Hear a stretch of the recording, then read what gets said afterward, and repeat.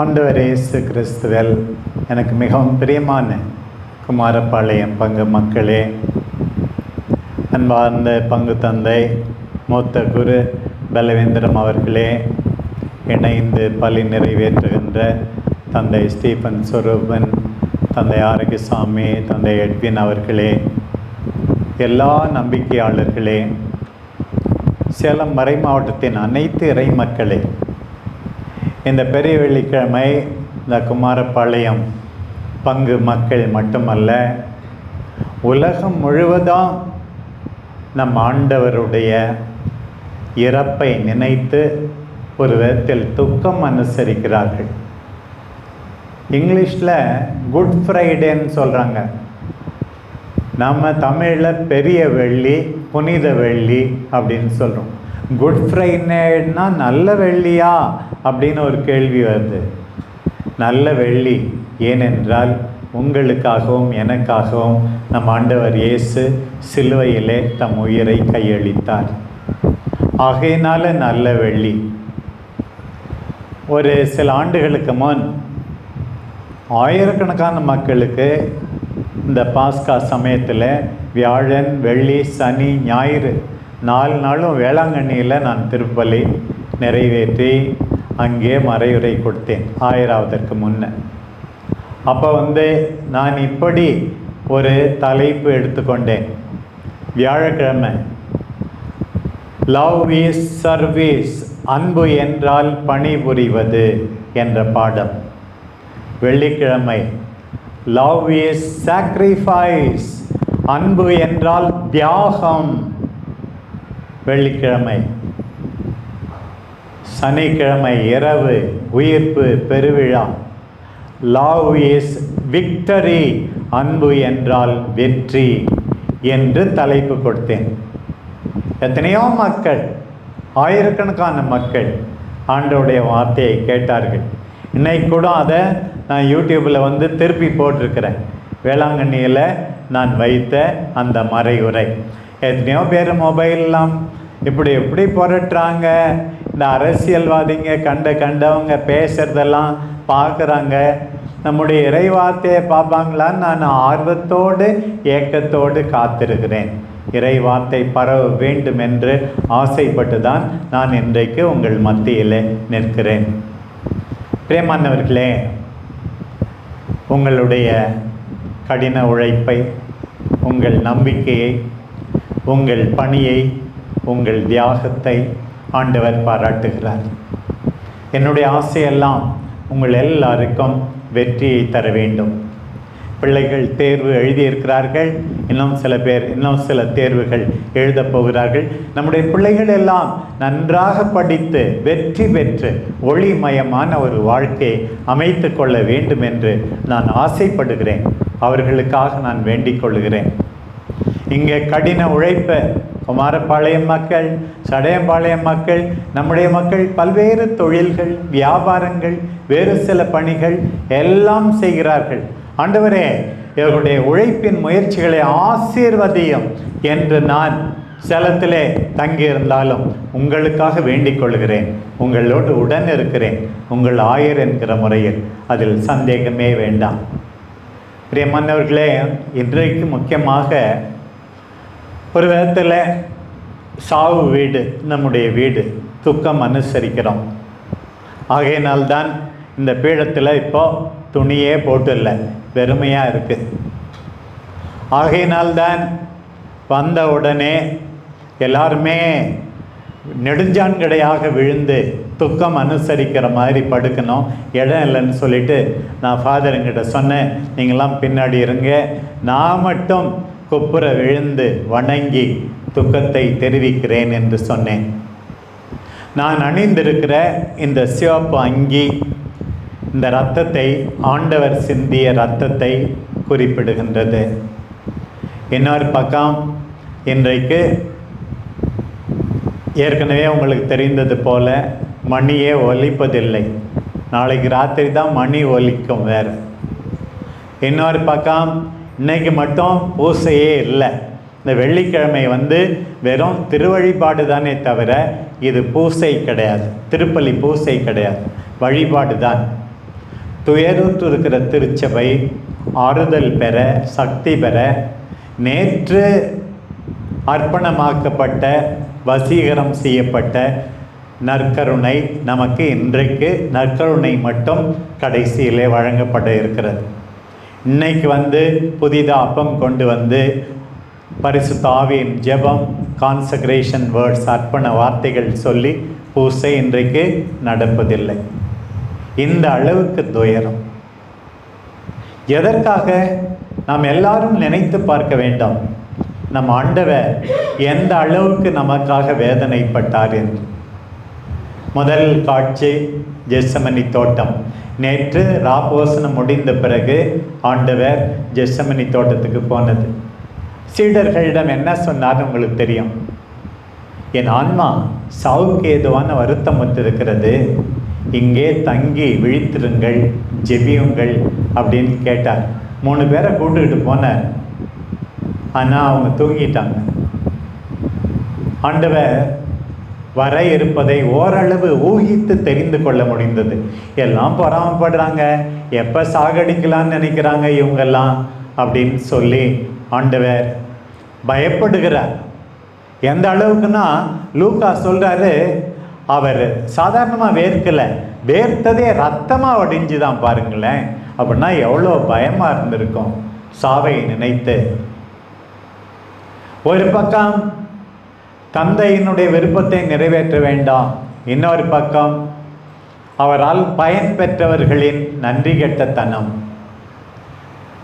அப்போதான் ஜெபிக்கிறார்.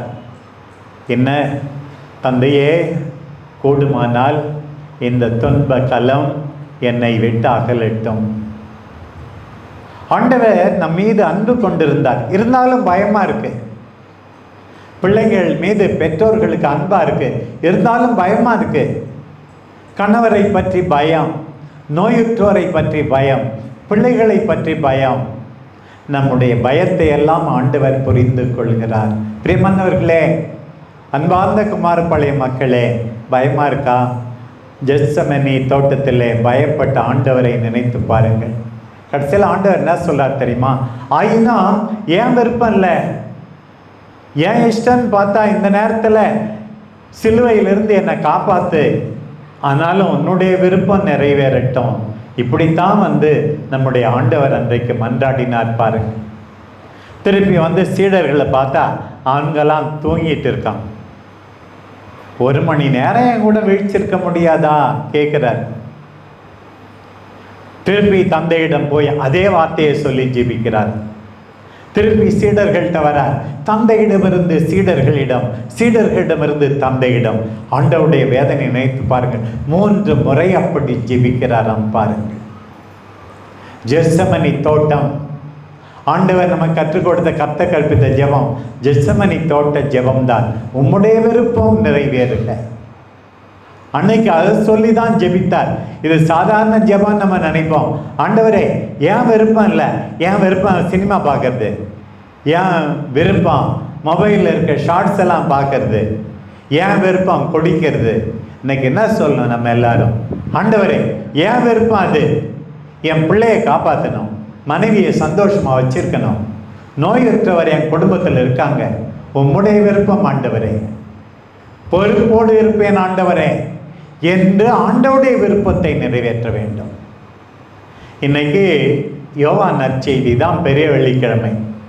ஆனால் யோவான் நற்செய்தியை விட முதல் 3 நற்செய்தியில் தான் ஆண்டவருடைய பாடுகள், வேதனை, சொல்லவொண்ணாத துன்பம் அழகாக சித்தரிக்கப்பட்டிருக்கிறது. யோவான் நற்செய்தி கொஞ்சம் ஆண்டவர் மெஜஸ்டிக்காக இருக்கிற மாதிரி, எல்லாத்தையும் கண்ட்ரோலில் வச்சிருக்க மாதிரி தான் அதிகமாக எழுதியிருக்கிறார். ஆண்டவருடைய வல்லமையை அதிகமாக குறிப்பிடுகிறார். ஆனால் முதல் 2 வாசகத்தில் இந்த துன்பம் எப்படின்னு சொல்லியிருக்கு பாருங்க.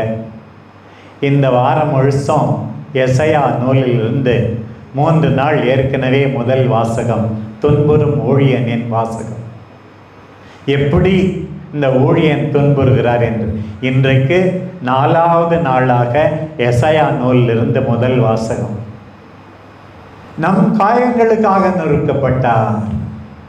அதை படிக்கும்போது எனக்கு ரொம்ப கஷ்டமாக இருக்குது, நீ தப்பு செஞ்சிட்ட, வேற ஒருத்தவனை போலீஸ் போட்டு அடிக்குதுன்னா உன் மனசு எப்படி கல்லாக இருக்க முடியும்?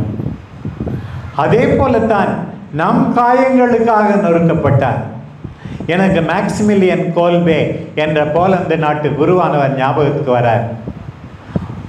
100 பேரை அடைக்கப்பட்டு இருந்தார்கள். ஒருத்தவன் தப்பி ஓடினா என்ன செய்வாங்க தெரியுமா? மீதி 99 பேரை கூப்பிட்டு சீட்டு போட்டு 10 பேரை வந்து பட்டினி அரைக்க அனுப்புவாங்க. ஒருத்தவன் தப்பிட்டான், 10 பேரை கூப்பிட்டாங்க. நல்ல வேளை இந்த ஃபாதர் தப்பிச்சார். அவர் பேர் மேக்சிமிலியன் கோல்பே. அந்த 10 பேரை நீங்கள்லாம் பட்டினி அரைக்க போகணும் அப்படின்னு அனுப்பும்போது ஒரு அப்பா கத்தினார், ஐயோ என் மனைவியை பார்க்க முடியாதே, என் பிள்ளைகளை பார்க்க முடியாதேன்னு அழும்போது இந்த மேக்சிமிலியன் கோல்பே சொன்னார், அந்த குடும்பத்தின் தந்தையை விட்டு விடுங்கள், அவருக்காக நான் சாகிறேன், நான் அந்த பட்டினி அறைக்கு 10 பேரில் ஒருத்தனா போகிறேன்னு போனார். போய் கடைசியாக அவர் தான் செத்தார். விஷ ஊசி போட்டு சாகடிச்சான். இந்த மேக்சிமிலியன் கோல்பேக்கு பின்னாளில் முத்தி பேறு பெற்ற பட்டம் புனிதர் பட்டம். அதில் என்ன ஆச்சரியம் தெரியுமா? அந்த யாருக்காக செத்தாரோ பிரான்சிஸ்ன்ற அந்த ஆளும் அந்த புனிதர் பட்டம் கொடுக்கும்போது இருக்கார்.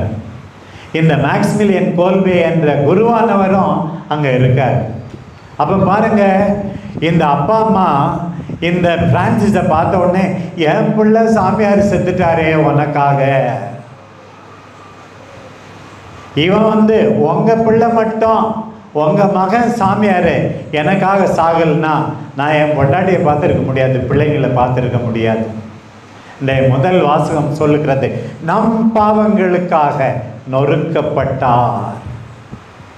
இன்றைக்கு தந்தை கடவுள் உங்களையும் என்னையும் பார்க்கிறார். என் மகன் உங்களுக்காக அடிகளை தாங்கி கொண்டார், இரத்தத்தை சிந்தினார் என்போது நம்ம மீண்டும் பழைய மனிதராக இருக்க முடியுமா? நான் தான் செத்துருக்கணும், என் இடத்துல இன்னொருத்தவங்க செத்துட்டாங்கன்னு அந்த பிரான்சிஸ் அதுக்கு பிறகு மனைவியிடம் பிள்ளைகளிடம் பாசமாகத்தானே இருந்திருப்பார். அது போலத்தான் பிரியமானவர்களே நமக்கு வாழ்வு. நீ முதல் வாசகத்தை திருப்பி வாசிச்சு பாருங்க. ஒரு ஆடு கொல்லப்படும் போது மௌனம் காத்ததாம், முடியை கத்தரிக்கும் போது ஒன்றும் பேசலையாம். அது போல ஆண்டவர் மௌனமாக துன்புற்றாராம். பாருங்க இந்த முதல் வாசகம். இந்த இரண்டாவது வாசகம் பாருங்க, எபிரேயருக்கு எழுதிய திருமுகம் எப்படி சொல்லுகிறது பாருங்கள். நம்முடைய தலைமை கூறு நம்முடைய வலுவின்மையை கண்டு இரக்கம் காட்ட இயலாதவர் அல்ல. பிஷப் உங்களுக்கு அதிக கஷ்டம் இல்லை, ஃபாதர் உங்களுக்கு கஷ்டம் இல்லை அப்படின்னு சில பேர் நினைக்கிறாங்க, பேசிக்கிறாங்க. ஆண்டவர் நமக்கு இன்றைக்கு சொல்லுகிறார், நம்முடைய தலைமை குரு இயேசு நம்முடைய கஷ்டத்தை தெரிந்திருக்கிறார், நம்முடைய வேதனையை தெரிந்திருக்கிறார். எல்லா வகையிலும் நம்மை போல் வேதனைப்பட்டவர், சோதிக்கப்பட்டவர் நம் ஆண்டவர் இயேசு. இந்த பெரிய வெள்ளிக்கிழமை அதைத்தான் நாம் நினைக்க வேண்டும். ஆண்டவரே, சோதிக்கப்பட்டீரே, துன்புற்றுவரே, உடலிலே வேதனைப்பட்டீரே, நன்றி கெட்டத்தனத்தை அனுபவித்தீரே, துரோகத்தை பார்த்தீரே, எல்லா வகையிலும் சோதிக்கப்பட்டவர். திருப்பி நாம் வாசிக்கிறோம், ஜெத்சமனி தோட்டத்தில் அவர் எப்படி ஜெபித்தார் என்பதை இந்த எபிரேயருக்கு எழுதிய திருமுகம் இவ்வாறு சொல்லுகிறது. தம்மை சாவிலிருந்து காப்பாற்ற வல்லவரை நோக்கி உரத்த குரல் எழுப்பி கண்ணீர் சிந்தி மன்றாடி வேண்டினார். அப்பா என்னை காப்பாத்துப்பா, உரத்த குரல் எழுப்பினாராம் ஆண்டவர். ஜெத்சமனி தோட்டத்தில் அழுதாராம் நம் ஆண்டவர். ஏற்கனவே அழுதிருக்கிறார், லாசரின் கல்லறையிலே அன்பினால் அழுதார். எருசலேம் பட்டணம் மனம் மாறவில்லை என்று அழுதார். இங்க ஜெத்சமனி தோட்டத்தில் சாவை நினைத்த ஆண்டவர் அழுகிறாராம். பாரு, உரத்த குரல் எழுப்பி கண்ணீர் செந்தி கதறி அழுதாராம். பாருங்கள் ஆண்டவர், அந்த ஆண்டவருடைய வேதனை. ஒவ்வொரு காட்சியா பார்ப்போம்னு சொன்ன ஜெத்சமனி தோட்டத்தை பார்த்தோம். அங்கே யார் வந்து காட்டி கொடுத்தது? யூதாஸ். அவனுடைய பாதத்தையும் கழுவினார். அவனும் எல்லா புதுமையும் பார்த்தான். அவனை வந்து ட்ரெஷரை, பொருளாளராக நியமிச்சிருந்தார். என்ன செய்யாமல் விட்டார் ஆண்டவர்? நண்பா மொத்தமிட்டா காட்டி கொடுக்குறாங்கலாம் கேட்டார். கல் நெஞ்சு. பிரியமானவர்களே, இன்னைக்கு இந்த வழிபாட்டில் பங்கெடுத்துட்டு யூதாஸா இங்கேருந்து போகக்கூடாது. யூதாஸ்னா பண ஆசையோடு போவது, பதவியை தேடி எது வேணாலும் செய்யறது. யூதாஸ்னா நன்றி மறக்கிறது. அப்படி இருப்போமா? இருக்கக்கூடாது. நமக்கு இயேசு கிடைச்சிருக்கார், யூதாஸா இருக்க வேண்டாம். பாருங்க, அந்த பேதுரு முதல்ல தைரியமாக வாழை எடுத்து காதை வெட்டுறார். சரியாக கூட வெட்ட தெரில, தலையை வெட்டாமல் காது மட்டும்தான் போகுது போல இருக்கு. ஆனால் ஆண்டவர் திட்டவட்டமாக சொல்கிறார், வாழை உரையில் போட்டு வன்முறை வேண்டாம் என்று சொல்லுகிறார். எனக்கு கூட சில சமயத்தில் இந்த மொபைல்லாம் பார்க்கும்போது அடி உத, அவன் கெட்டவன் இது கெட்டவன், வார்த்தையால் வன்முறை, செயல்களால் வன்முறை செய்பவர்கள்லாம் எனக்கு மனசில் பிடிக்கிறதில்லை. உங்களில் சில பேருக்கு பிடிக்கலாம். ஆனால் இந்த வன்முறையை மாட்சிப்படுத்துகிற யாருமே எனக்கு பிடிப்பதில்லை. ஏனென்றால் என் ஆண்டவர் இயேசு எனக்கு சாந்த குணத்தை கற்றுக் கொடுத்தார். பழிக்கு பழி வாங்குவதை ஆண்டவர் கற்றுக் கொடுக்கவில்லை. திருப்பி பாருங்க, ராயப்பர் 3 முறை தெரியவே தெரியாதான் பாருங்க. தாபோர் மலைக்கு ஆண்டவரோடு போனார். ஜெயரசின் மகள் உயிர்ப்பிக்கப்பட்ட போது ஆண்டவரோடு போனார். ஜெசமனி தோட்டத்திலே ஆண்டவரோடு இருந்தார். எல்லாருக்கும் தலைவராக ஏற்படுத்தினார். தெரியவே தெரியாதான் பாருங்க. நாம பேதுருவை போல ஆண்டவரை, அன்புக்குரியவர்களை தெரியாது என்று சொல்லக்கூடாது. ஆண்டவர் அவரை உற்று பார்த்தாராம், தெரியாதுன்னு சொன்ன உடனே. லூக்கா நற்செய்தியில் அப்படி இருக்கு. அந்த பார்வை என்ன சொல்லியிருக்கோம்? பாரு, உம்மோடு சிறைக்கும் சாவுக்கும் ஆளாவேன், எல்லாரும் உம்மை மறுதளித்தாலும் நான் உயிரையும் கொடுப்பேன், நீ தானே அப்படி சொன்னேன், அப்படி தானே பார்த்துருப்பாரு. மனம் வெதும்பி அழுதாராம் ராயப்பர் பின்னாடி. பிரியமானவர்களே, இன்றைக்கு அழைப்பேன், ஆண்டவரே கடந்த காலத்தில் நான் மறுதளித்திருக்கிறேன், மனம் வெதும்பி அழுகிறேன், ஆண்டவரே உம்மை மறுதளிக்க மாட்டேன். என் மனைவியை, என் கணவரை, என் பிள்ளைகளை, என் பெற்றோரை, என் நண்பர்களை மறுதளிக்க மாட்டேன் ஆண்டவரே என்று நாம் சொல்ல வேண்டும். இன்னும் அன்னைக்கு அன்னாஸ் வீட்டில், கைபாஸ் வீட்டில் ஆண்டவர் பட்ட அவதியை பாருங்க. பாருங்க, அந்த தலைமை குரு கேட்குறாராம், நீயும் உன் சீடர்களும் என்னப்பா செஞ்சீங்க? ஆண்டவர் பொறுமையாக தான் பதில் சொன்னார். நான் வெளிப்படையாக தான் எல்லாம் செஞ்சேன், இப்போ எது கேட்குறீங்கன்னு சொன்னோடனே ஒருத்தன் பலார்னு ஆண்டவர் அடிக்கிறான்.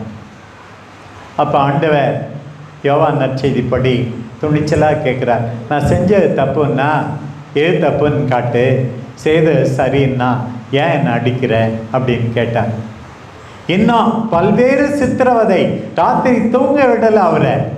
பொய் சாட்சி ஒரு பக்கம் சொல்கிறாங்க, இவர் மக்களை தூண்டிவிட்டார். ஐயோ, மக்களுடைய நன்மைக்காக தான் அவர் இருந்தாரே தவிர யாரையும் அரசாட்சிக்கு எதிராக தூண்டி விடவே கிடையாது. இன்னொரு பக்கம் தேவநிந்தனை, ஐயோ தந்தையினுடைய விருப்பம்தான் என் சாப்பாடுன்னு சொன்னார். எல்லாம் பொய் பாருங்க. காலையில் பிலாத்துக்கிட்ட கொண்டு போகிறாங்க. இந்த யோவான் நற்செய்திப்படி பிலாத்து வேற இனத்தை சார்ந்தவனாக இருந்தாலும் எப்படியாவது காப்பாற்றலான்னு தான் முயற்சி செய்கிறான். அவனிடம் குற்றம் ஒன்றும் காணவில்லை. அது மட்டும் இல்லை, எப்படியாவது இந்த ஆண்டுதோறும் திருவிழா சமயத்தில் ஒரு கைதியை விடுதலை செய்வாங்களே, இயேசு விடுதலை செய்யலான்னு பார்க்குறான். அது கூட இவன் வேணாம், பரபாஸ் தான் வேணும், இயேசுவை வேணான்னு சொல்கிறான். மத்தேயு நற்செய்தி பிரகாரம் அவனுடைய மனைவி வேற சொல்லி அனுப்புகிறான், நான் கனவு கண்டேன், அவர் நீதிமான், அவரை விட்டுடுங்கப்பான்னு. அப்போவும் என் முயற்சி தான் செஞ்சான். ஆனால் இவங்களாம் என்ன சொல்கிறாங்க தெரியுமா? நீ விடுதலை செஞ்சினா அங்கே ரோமை பேரரசருக்கு நீ நண்பர் கிடையாது, சேசாருக்கு உடனே பயம் வந்துடு. கடைசியாக கை கழுவிட்டு உங்கள் இஷ்டப்படியே செஞ்சீங்கப்பா, போங்கப்பா அப்படின்னு சொல்கிறான் பாருங்க. நம்மளும் பிலாத்துவாக இருக்கிறோம். வசதிக்கு வந்த மாதிரி கொள்கையை மாற்றிக்கிறது. சில அரசியல்வாதிகள் எல்லாம் போட்டு காட்டுறாங்க, போன வருஷம் இவன் என்ன பேசினா, இந்த வருஷம் என்ன பேசினான், போன வாரம் என்ன பேசினா, இந்த வாரம் என்ன பேசினா, வெக்கமானம் கப்பலில் போகுது. எல்லா அரசியல்வாதிக்கு, நிறைய பெரும்பாலான அரசியல்வாதி அப்பப்போ மாற்றிக்கிறாங்க. அதே போல் நிறைய பேர் பாருங்கள், இன்னைக்கு பிலாத்து மாதிரி நைஸாக கை கழுவிடுறது. நமக்கு எதுக்குப்பா வீண் வம்பு, நம்ம ஏன் உண்மை பேசணும் என்று பாருங்கள் பிலாத்துவாக இருக்கலாம். பாருங்கள், இன்னும் சில பேர் சாதாரணர்கள், இவங்களுக்கு ஏன் தான் இந்த அக்கறை புத்தி வந்ததுன்னு எனக்கு தெரியவே இல்லை. இல்லை, படை வீரர்கள் இன்னும் கிடச்சிது, அவங்களே சாதாரண கூலி வாங்குறவங்க தான். இயேசுவை இப்படி அவமானப்படுத்தணுமா? முள்முடி வச்சு ரத்தம் எப்படி வருதுன்னு பார்க்கணுமா? எப்படி மனுஷருக்கு இந்த கோர புத்தி? இயேசுவை இப்படி ஏளனம் செய்யணுமா? காரி உமிழணுமா? இப்படி செய்தவர்கள் சாதாரணர்கள். ஆண்டவரே, நாங்கள் சாதாரண மக்கள் தான் சொல்லாதீங்க. சில பேர் தாங்க வீரத்தை முடியாத மனைவி கிட்ட, பிள்ளைகள்கிட்ட, இன்னும் ஏழைகள்கிட்ட காட்டுறாங்க. பாருங்க எவ்வளவு கொடூரம் பாருங்க. ஒருவேளை அப்படி சாதாரண துரோகிகளாக, கெட்டவர்களாக நாம் இருக்கக்கூடும். பாருங்கள், ஆண்டவர் இன்றைக்கு நம்மை பார்த்து கேட்கிறார், இப்படியா இருக்க போகிறீர்கள்? அதே நேரத்தில், அந்த நேரத்தில் கண்ணீர் வடித்த அந்த எருசலேம் பெண்களை நினைத்து பார்க்கிறேன். அந்த பெண்கள்லாம் பாருங்க, ஐயோ நல்லதே செஞ்சாரேன்னு அழுதாங்க. ஆண்டவர் அவர் மீது நாம் பாசம் காட்டும்போது அவர், ஐயோ இப்போ எருசலேம் இன்னும் கொஞ்ச நாளில் அழிச்சிருவாங்க, அப்போ உங்கள் புருஷன் செத்து போயிடுவான், உன் பிள்ளைங்க செத்துடுவாங்களேன்னு, உங்களுக்காக அழுங்கன்னு அவங்க மேலே இறக்கப்படுறாரு. பாருங்க, அந்த சீமோன் சிலுவை சுமக்க கட்டாயத்தினாலும் உதவி செய்கிறார். பாருங்க, சில நல்ல மனிதர்கள். அதுக்கு முன்ன அந்த மரியா வாழ்நாள்லாம் சேர்த்து வச்சிருந்தது அந்த பொண்ணு. 300 தெனாரியம் உடைய வாசனை திரவியம். ஒரு வீடு கட்டியிருக்கலாம், 4-5 பவுன் நகை வாங்கியிருக்கலாம், ஒரு வருஷத்தைய சம்பளம். அதை கொண்டாந்து ஆண்டவருக்காக செலவழிக்குது. பாருங்க, தாராளம். பாருங்க, அந்த மரியாவாக இருக்க மாட்டோமா? சீமோனாக இருக்க மாட்டோமா? பைபிள் இல்லைனாலும் பாரம்பரியம் சொல்லுது, அந்த வெரோனிக்கா மாதிரி துணிச்சலோட ஆண்டவருடைய வேர்வை படிந்த, எச்சில் படிந்த முகத்தை துடைக்க மாட்டோமா? நல்லது செய்ய மாட்டோமா?